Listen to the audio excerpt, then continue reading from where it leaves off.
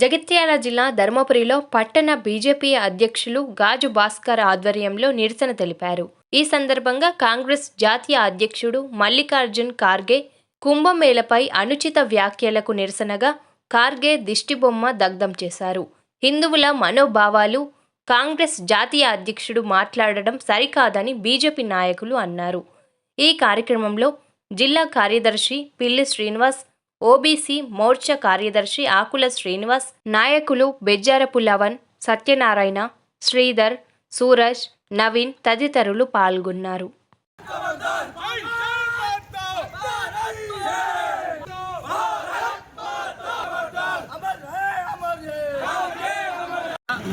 ఈరోజు జరుగుతున్నటువంటి కుంభమేళకు సంబంధించినటువంటి విషయంలో కాంగ్రెస్ అధ్యక్షుడు ఖార్గే గారు అయితే చేసినో అది హిందువుల మనోభావాలు దెబ్బతీసే విధంగా ఉన్నాయి, హిందువులను రెచ్చగొట్టే విధంగా ఉన్నాయి. హిందువులు తన సనాతన ధర్మాన్ని కాపాడుకోవడంలో భాగంగా కుంభమేళాలు నిర్వహిస్తారు.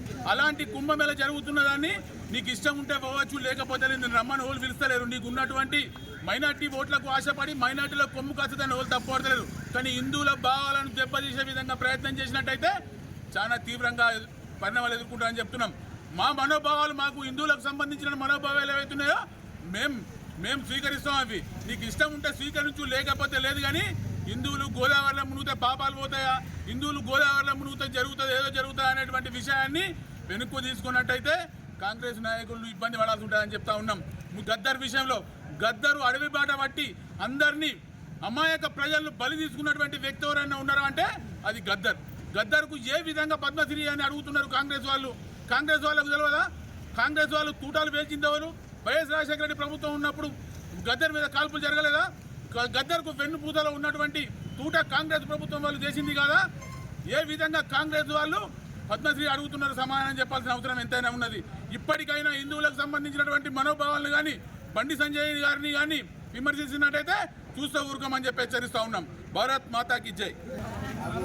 మన భారతదేశంలో హిందువుల మనోభావాలు అనుచిత వ్యాఖ్యలు చేసిన కాంగ్రెస్ జాతీయ అధ్యక్షులు ఖార్గే గారు ఇప్పుడు జరుగుతున్న మహాకుంభమేళలో స్నానం చేస్తే పుణ్యం వస్తుందా, పేదరికం పోతా అనే అనుచిత వ్యాఖ్యలు చేస్తూ హిందువుల మనోభావాలు దెబ్బతీసే విధంగా మాట్లాడు. దానికి అనుగుణంగా ఈరోజు ధర్మపురి బీజేపీ పట్టణ శాఖ ఆధ్వర్యంలో దిష్టిబొమ్మ దానం చేయడం జరిగింది. అలాగే మన మోడీ గారిని, అమిత్ షా గారిని కూడా అనుచిత వ్యాఖ్యలు చేయడం జరిగింది. ఇదే సందర్భంగా ప్రెస్ మీట్ ప్రకారంగా మీరు మాట్లాడుతున్నాను. బండి గద్దర్కు ఏ విధంగా